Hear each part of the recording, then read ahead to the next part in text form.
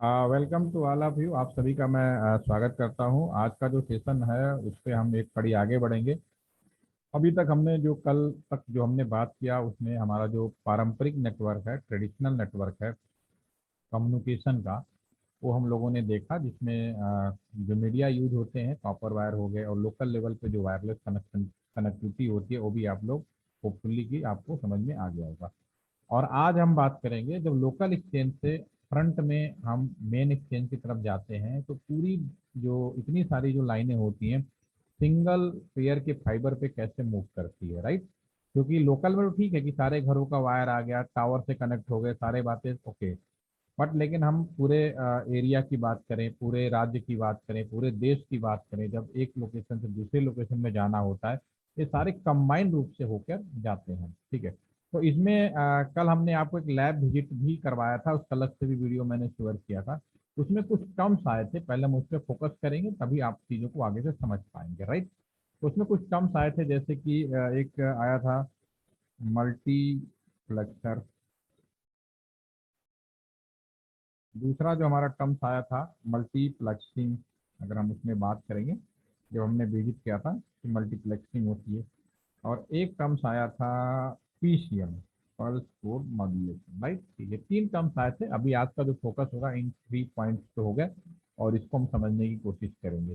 तो पहला सवाल आप सभी से, कोई एक अनम्यूट हो जाए और बाकी लोग चैट के माध्यम से बताएंगे। Abhishek, can you unmute please? Unmute हो सकते हैं आप, अभिषेक। अभिषेक और सप्तऋषि, मेरी आवाज आ रही कि नहीं आ रही है आप लोगों को? Yes sir, yes sir. आ रही है। तो अभिषेक, चलिए आप बताइए, मल्टीप्लेक्सर और मल्टीप्लेक्सिंग में अंतर क्या है, डिफरेंस क्या है? अभिषेक, नाम सुना होगा। Multi yes sir. यस, दोनों एक हैं, अलग हैं?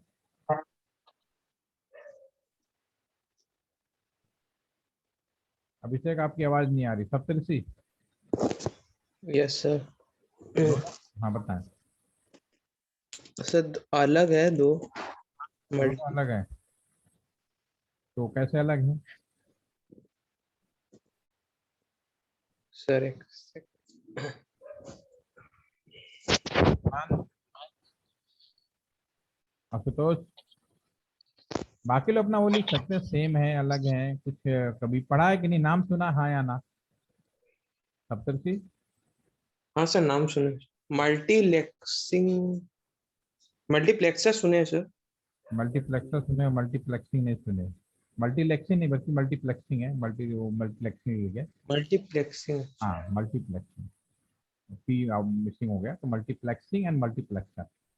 यस, नाउ अगेन टेल मी।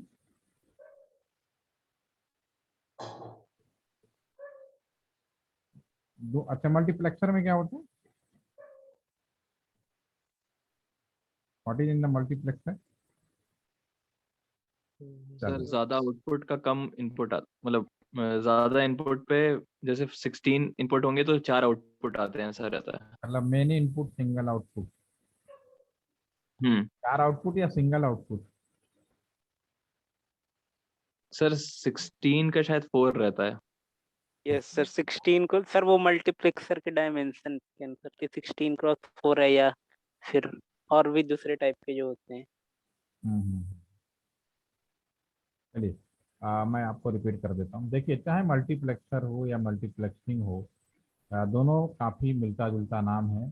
अगर हम बुक्स में लिखना शुरू करें, अपनी कॉपियों में लिखना शुरू करें, तो डेफिनेटली मल्टीप्लेक्सर के बारे में बात करें या मल्टीप्लेक्सिंग में आप यही बोलेंगे, मेनी इनपुट सिंगल आउटपुट। ठीक है, दोनों के लिए अगर कॉपी में लिखेंगे तो यही चीज़ आपको लिखना पड़ेगा, मेनी इनपुट सिंगल आउटपुट, यानी बहुत सारे इनपुट को सिंगल आउटपुट बनाते। इसका उल्टा हो जाता है D multiplexer and D multiplexing, ठीक है। दोनों चीज़ें थोड़ी अलग हैं, नाम एक जैसा है लेकिन कॉपी में लिखोगे तो लगेगा एक ही चीज़ है, ठीक है।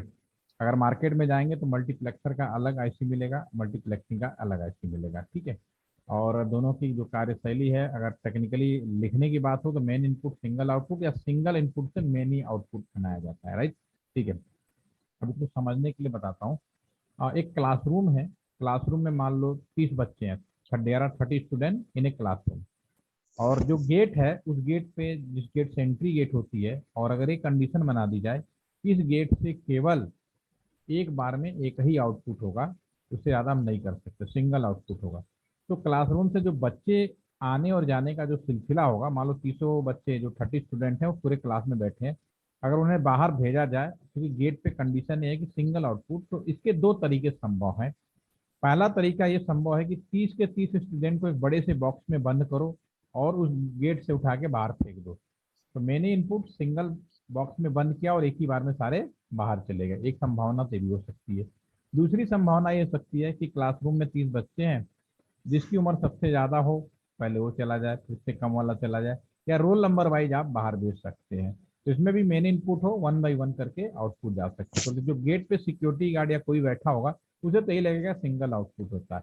तो यही दोनों चीजें, कहने का मतलब दोनों एक जैसा ही काम कर रहा है, लेकिन तरीका अलग है। तो जो मल्टीप्लेक्सर है, आप कभी मल्टीप्लेक्सर पढ़ेंगे तो हमेशा जब मल्टीप्लेक्सर पढ़ेंगे 4x1 के रूप में पढ़ेंगे आप। 4x1 होगा, और जो आपका 2x1 भी हो सकता है, 2x1 भी हो सकता है, 16x1 भी हो सकता है। ये आपने मल्टीप्लेक्सर के बारे में आपने ऐसा पढ़ा होगा, ठीक है। और मल्टीप्लेक्सिंग के बारे में अगर हम बात करें तो मल्टीप्लेक्सिंग देयर आर 2 टाइप, आपका FDM and TDM, frequency division मल्टीप्लेक्शन and time division मल्टीप्लेक्शन, and TDM, time division मल्टीप्लेक्शन, ठीक है। तो ये दोनों में काम एक ही हो रहा है, ठीक है, लेकिन तरीका बदल गया। पहले वाला तरीका में क्या होता है, मल्टीप्लेक्सर में इनकोडिंग होती है, उसके बाद हम आउटपुट करते हैं, यानी उन्हें एक बॉक्स के अंदर बंद करते हैं, फिर बाहर चला जाता है। रफली मैंने आपको समझा दिया। मल्टीप्लेक्सिंग में भी क्या होता है, 1 बाई 1 करके निकालते हैं। इसके दो तरीके हो सकते हैं, एक को फ्रीक्वेंसी को, जिसकी फ्रीक्वेंसी में डिफरेंस हो तो पहले लो फ्रीक्वेंसी चला जाएगा, उससे हाई हाई हाई, ठीक है। फिर दूसरा टाइम के आधार पे हम आउटपुट अलाउ कर सकते हैं कि पहला वाला चला जाए फिर दूसरा चला जाए, सबके अलग अलग रोल नंबर के हिसाब से, ठीक है ना। तो इन दोनों पे इन दोनों की मदद से ही हम जो मेनी इनपुट सिग्नल, मतलब बहुत सारे कस्टमर को सिंगल आउटपुट बनाकर हम बाहर की दुनिया में कम्युनिकेशन कराते हैं। इन दोनों की बहुत ज़्यादा मदद होती है, इनकी मदद के बिना हम कर नहीं सकते। एक तो ये हो गया कि हम मेनी इनपुट सिंगल आउटपुट कैसे करेंगे, इसके लिए दो तरीके हो गए आपके पास में। अब आपका बात करते हैं पीसीएम। पीसीएम की बात करें उसके पहले मैं आपसे सवाल और पूछूंगा। अभी तक हम लोगों ने जो बात किया उसमें हम लोगों ने ये देखा कि नेटवर्क चाहे लैंडलाइन हो, मोबाइल हो, एक लोकेशन से दूसरे लोकेशन पे क्या वास्तव में नेटवर्क जमीन के अंदर बिछा हुआ है, वो आप लोगों के दिमाग में एक सेटअप आ चुका है। रास्ता आपको मालूम है, लेकिन रास्ते से मुझे दूसरे एंड पे जाना, ये मेरा मोबाइल फोन है, इस फोन टावर से कनेक्टेड है, पीछे पे स्पीच रूम में कनेक्टेड है, लाइनें बनी हुई है, दूसरे एंड पे चला जाए। तो मैं इस फोन में अगर मैं कुछ बोलूँ हाँ या हेलो, तो मेरा जो वर्ड है विद इन ए सेकेंड दूसरे एंड पे चला जाता है। वो कैसे संभव है, रास्ता है, साधन कैसे पॉसिबल है कि विद इन ए सेकेंड दूसरे रूप में चला जाता है। इस बारे में कोई आइडिया? यस सप्तर्षि, ये मेरा वॉइस है, ठीक है ना। अब विद इन ए सेकेंड मैं इसको भेजना चाह रहा हूँ दूसरे एंड पे, तो क्या किया जा सकता है? हाँ बताओ अभिषेक, कुछ कहना है बताओ। बिल्कुल हिचक मत करिए, जितना आप बोलेंगे, आपको देखिए बोलने में कभी भी कुछ नहीं जाता, कुछ भी बोल दो कोई फर्क नहीं पड़ता। लेकिन जब बोलेंगे तभी आप सही बातों को कैचिंग करना शुरू कर देंगे। लेकिन जब बोलेंगे ही नहीं तो कैच कैसे करेंगे? आप सभी को स्मार्ट बनना है, डॉक्टर भी बनना है, और ओवर स्मार्ट भी नहीं बनना। ये आपको मैंने मशीनों के बारे में जब बात कर रहा था तो वो भी हो। यस अभिषेक, नाउ टेल मी, कुछ कहना है? सप्तर्षि आपको कुछ कहना है? कैसे? हाँ, आपने कभी सोचा है कि मैं रास्ता तो आपको मैंने कल दिखाया, सब आप देख रहे हैं 2 दिन से, लेकिन इस पे मेरा सब दूसरे एंड पे पहुंचेगा कैसे, ये भी तो चैलेंजिंग है, कैसे किया जाए? सिग्नल हो सकता है कि ऑडियो सिग्नल हो, इलेक्ट्रिकल सिग्नल हो, ऑप्टिकल सिग्नल हो, वो दैट इज, लेकिन उस सिग्नल में स्पीड कैसे आएगी, ये कैसे संभव है?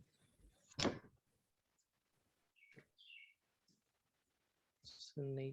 एक बात बताओ, अगर मैं आपसे बोलूं, ध्यान से सुनिएगा, टाइम बिना वेस्ट के बता रहा हूँ, यदि मैं आपको धीरे से कोई बोलता आपके पास में तो आपको बड़ा स्लो सुनाई देता, कान से कैच करने की कोशिश करें। यदि मैं तेज बोलूं तो आपको लगेगा कि मेरी साउंड अटैक करता है।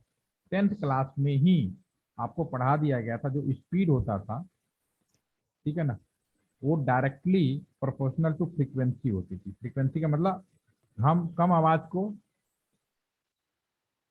धीमी आवाज, लो फ्रीक्वेंसी, हाई आवाज, हाई फ्रीक्वेंसी होती है, लो फ्रीक्वेंसी और हाई फ्रीक्वेंसी। ठीक है, तो आप सीधा सीधा रफ माइनर में सोचो, जो आवाज कम होती है वो लो फ्रीक्वेंसी कहलाती है, जो ज्यादा होती है हाई फ्रीक्वेंसी कहलाती है। अब भगवान ने हमारा जो कान दिया है वो 20 हर्ट्ज से लेके 20 किलो हर्ट्ज को सपोर्ट करता है, मानी 20 हर्ट्ज से नीचे की आवाज हम सुन नहीं सकते, 20 किलो हर्ट्ज से ज्यादा की आवाज हम सुन नहीं सकते, इसके बीच की आवाज को ही हम महसूस करते हैं। ये हमारा कान प्रभु ने ऐसा बनाया है। ठीक है ना। जब हाई स्कूल में रहेंगे तो V इक्वल टू यानी स्पीड डायरेक्टली फ्रिक्वेंसी और वेवलेंथ के इक्विवेलेंट होती है। ठीक है ना, यानी ज्यादा फ्रिक्वेंसी होगी तो ऊंची आवाज होगी। तो हम लोग क्या करते हैं, इस चीज का फायदा उठाए। इंसान सिर्फ फायदा उठाता, कोई बना तो सकता नहीं, सिर्फ उसका एडवांटेज लेता। हमने क्या है, जो मेरी आवाज है जो बहुत ही कम फ्रिक्वेंसी का है, अगर मैं इसमें बहुत ही ऊंची फ्रीक्वेंसी का, बहुत ऊंची फ्रीक्वेंसी, एक बाल्टी पानी में एक ड्रॉप मैं कोई और चीज मिला दूं, ओवरऑल मान लो मेरे पास एक बाल्टी पानी है, मैं एक ड्रॉप कुछ भी मिला दूं तो पूरा बाल्टी पानी ही कहलाएगा। ठीक है, इतना। तो ये मतलब अगर मेरे वायस एक बूंद के समान है, अगर मैं उसमें बहुत हाई फ्रीक्वेंसी जो मुझे सुनाई नहीं देगा, भगवान ने मेरे कान ऐसे बना, कुछ ऐसे एग्जाम्पल है जो बहुत हाई फ्रीक्वेंसी होती है, मैं सुनाई नहीं देता। चमगाडर है, आपके आपके मॉस्क्यूटो हैं, उनके जो हमें सुनाई नहीं देता, अगर सुनने लगे ना हम पागल हो जाएंगे। ठीक है, लेकिन भगवान ने ऐसा बनाया क्योंकि उन्होंने संसार बनाया, तो संसार को इस तरह से डिजाइन किया वर्ल्ड को कि भाई इंसान सभी लोग रह सकें। तो जो ओवरऑल जो हमारा जो साउंड आएगा वेरी हाई फ्रीक्वेंसी हो जाएगा। ठीक है ना, बहुत ज्यादा फ्रीक्वेंसी। और इससे जो स्पीड बनती है, हम लोग जितने भी कम्युनिकेशन में करते हैं उसकी स्पीड हम लोग 3 किलोमीटर 3 मीटर 3 इंटू आपका ये हो जाता है 3 × 10⁸ यानी लाइट के स्पीड के बराबर, लाइट स्पीड के बराबर। कम्युनिकेशन में हम जो भी चीज स्पीड बढ़ाते हैं वो लाइट स्पीड के बराबर कर देते हैं। यानी एक सेकंड में हो गया 3 लाख किलोमीटर। यानी जैसे मैं यहाँ पे मोबाइल फोन पे बोलता हूँ, मेरी जो आवाज है इस फोन के अंदर एक डिवाइस लगा हुआ है जो ऑटोमेटिक फ्रीक्वेंसी जनरेट करता है, ऑसिलेटर नाम सुना होगा हमने, उस तरह की डिवाइसें होती हैं जो कि ऑटोमेटिक, जैसे मैं बोलता हूँ मेरा उस वो चूंकि बहुत हाई फ्रीक्वेंसी जनरेट कर रहा होता है तो हमें सुनाई नहीं देता, लेकिन जैसे मिक्स होगा और इसका वायरलेस कनेक्टेड है, उसके बाद मेरा जो कनेक्शन है आपका टावर के ऑप्टिकल जो भी है, तो विद इन सेकेंड मेरी जो आवाज है एक सेकेंड में 3 लाख किलोमीटर की प्रति से गुजर जाता है। दूसरे एंड पे जो मैंने आवाज मिलाया था, हमने क्या आवाज मिलाया दूसरे एंड पे, हमने मिलाया इस आवाज को, मिलाया को, ये जो हमने आवाज मिलाया इसको रिमूव कर दोगे तो फिर मेरी जो बचेगा केवल वॉइस बचेगा, जिसको वॉइस। ठीक है, तो जो मिलाने वाला प्रोसेस है इसको हम लोग क्या बोलते हैं, मॉड्यूलेशन। मॉड्यूलेशन का नाम सुना है, वाई मॉड्यूलेशन। लंबी दूरी का कम्युनिकेशन करना है तो आपको मॉड्यूलेशन तो करना ही पड़ेगा। मॉड्यूलेशन में क्या करते हैं, सिंपली हम आवाज को इस लायक बनाते हैं कि जो हमने मीडिया में छाया है उसमें विद इन सेकेंड वो मूवमेंट कर जाए, इसी का मॉड्यूलेशन।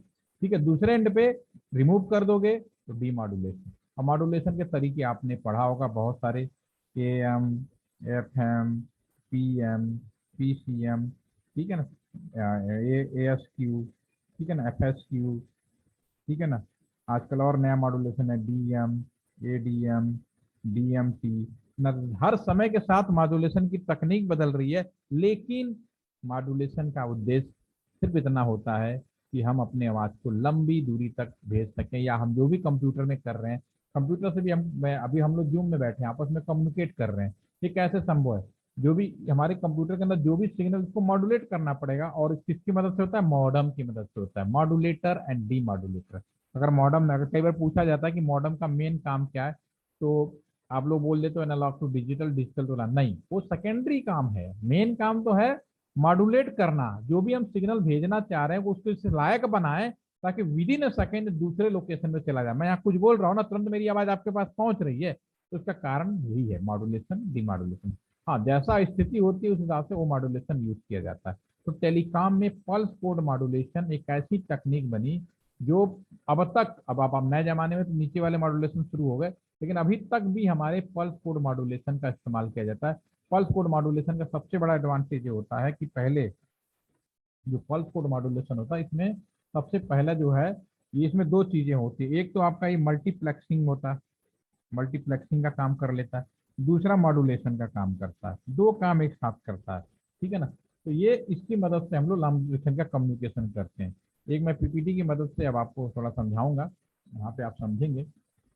आप स्विच रूम में मैंने आपको जब विजिट कराया तो मैंने बताया लोकल कनेक्शन तो वही हो जाता था, लेकिन आप उसमें देखे होंगे कि मैंने ऊपर पीसीएम कार्ड दिखाया। स्विच रूम के अंदर एक पीसीएम कार्ड होता है, इलेक्ट्रॉनिक सर्किट होता है।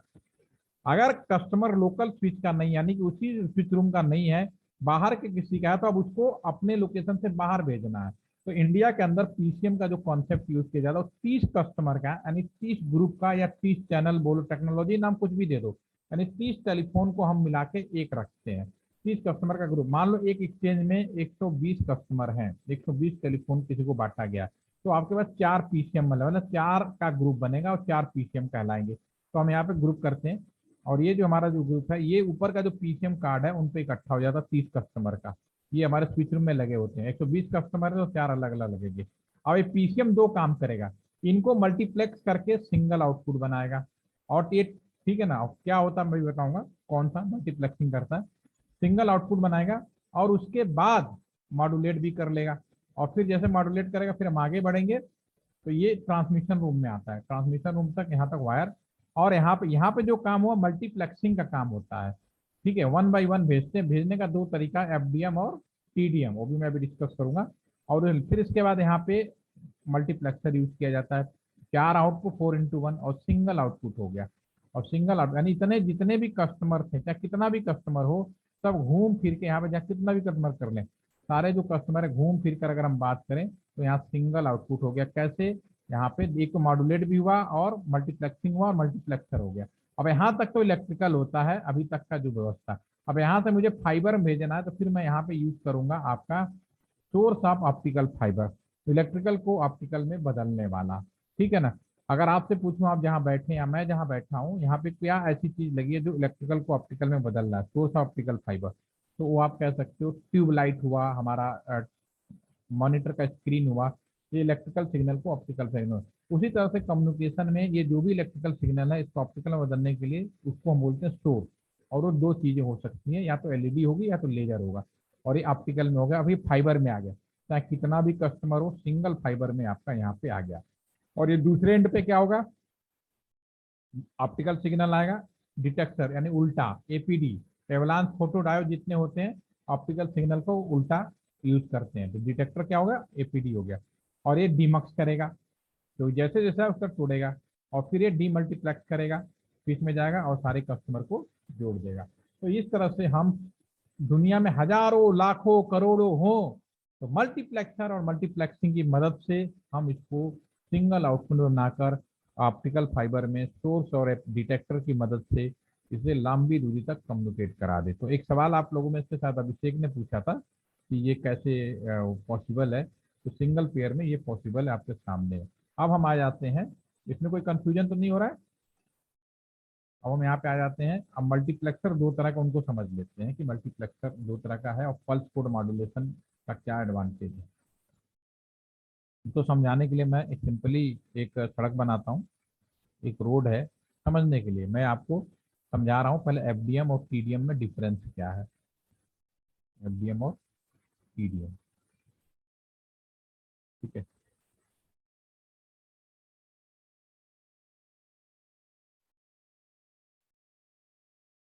एफडीएम और टीडीएम में क्या डिफरेंस है, तो हम लोग क्या करते हैं, पहले यहाँ को समझने के लिए मैं यहाँ पे चीज समझाऊंगा। एक रोड है, ठीक है ना, इस रोड से दूसरे साइड यहाँ पे 3 सड़क, आपने ग्रुप बनाया कि मेरे पास ट्रकों के ग्रुप हो गए।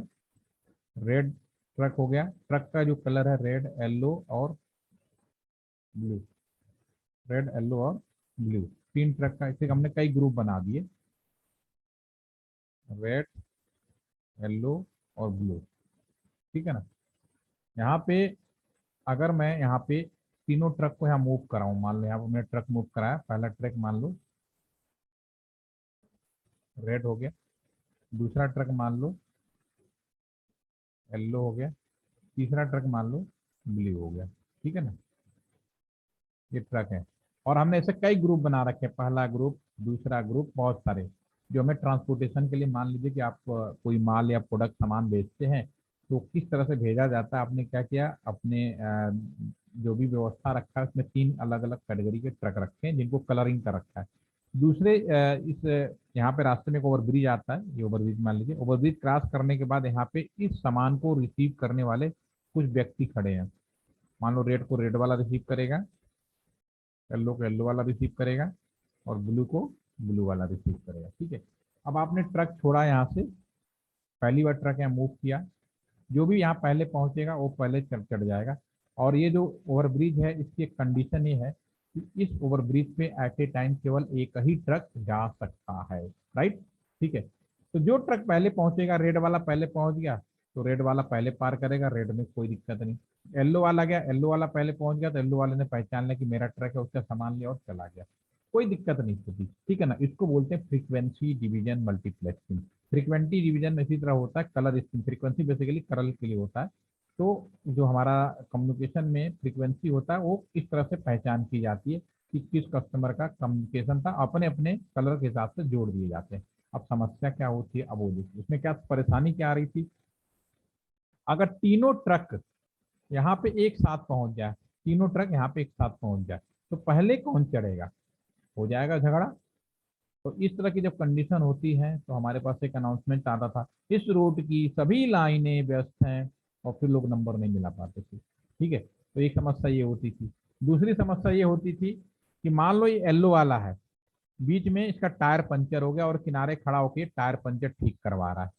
ये वाला इंतजार कर रहा था कि आएगा, लेकिन इसका टायर ठीक नहीं हुआ, तभी ये दूसरा वाला ग्रुप चल गया और ये येलो वाला आया यहाँ पे, इसको रिसीव करना था इस वाले येलो को, लेकिन क्योंकि ये अभी रास्ते में आया, पहुंचा नहीं, तो दूसरा वाला यहाँ आ गया और फिर इन इसको सामान रिसीव कर लिया। मिलाना किसी को था, नंबर किसी और को मिल गया, क्रॉस कनेक्शन। ये दोनों बहुत बड़ी समस्या थी पुराने कम्युनिकेशन सिस्टम में। अगर जीएसएम फोन आज यूज कर रहे होंगे, 3G वाला जीएसएम मोबाइल फोन, उसमें अभी भी ये समस्या है, क्योंकि जीएसएम फोन टीडीएम में और एफडीएम में दोनों कॉन्सेप्ट को काम करता है। अभी फ्रीक्वेंसी डिवीजन वाला भी है, उसमें इससे प्रॉब्लम आती है। ठीक है, तो समस्या को मुक्ति कैसे दिलाया गया, इसको मुक्ति दिलाया गया कि भैया ऐसा करो, ये जो पहला ग्रुप है तुम 10 बजे चलोगे, तुम्हारा टाइम 10:30 पे होगा, और जो पहला ग्रुप चलेगा भाई रेड वाला, भैया तुम इस पुल पे चढ़ोगे 10:15 पे, तुम इस पुल पे चढ़ोगे 10:20 पे, और बुली वाले को कह दिया कि तुम चढ़ोगे 10:25 पे। इसी तरह से इधर रेड वाले को बोल दिया गया कि भाई जो 10:15 पर चढ़ेगा वो तुम्हारा माल है, अदरवाइज नहीं। ठीक है, तो चाहे आप पहले एक साथ पहुंच जाए तो भी कोई फर्क नहीं पड़ता, क्योंकि जिसका जो टाइम बनाया गया वो उसी टाइम में चढ़ेगा। तो एक समस्या तो सिस्टम हैंग वाला खत्म हो गया, रूट की लाइनें जो बिजी होती थी उसका एक समस्या कम हो गया। दूसरा, अगर ये टायर पंचर हो गया, मान लो इसको पहुंचना था अल्ले वालों को 10:20 पर, ठीक है, लेकिन पंचर हो गया, पहुंचा नहीं, तो इसको बोलना भैया तुम 10:20 पर नहीं है, तुम हट जाओ, तुम्हारा अगला टाइम दिया जाएगा 10:30 पे। अगर उस समय भी नहीं आया तो तुम अब इंतजार करोगे, तुम्हारे अगले ग्रुप में बात की जाएगी। इसको भी इतना ही टाइम दिया जाता था। तो ये जो दूसरी समस्या होती थी क्रॉस वाला, वो भी हो गया। तो जो पीसीएम है, पल्स कोड मॉड्यूलेशन है, वो टीडीएम कॉन्सेप्ट पे काम करता है, टाइम डिवीजन मल्टीप्लेक्सिंग। इससे दोनों समस्या हो गई, समाधान हो गई। आपका जो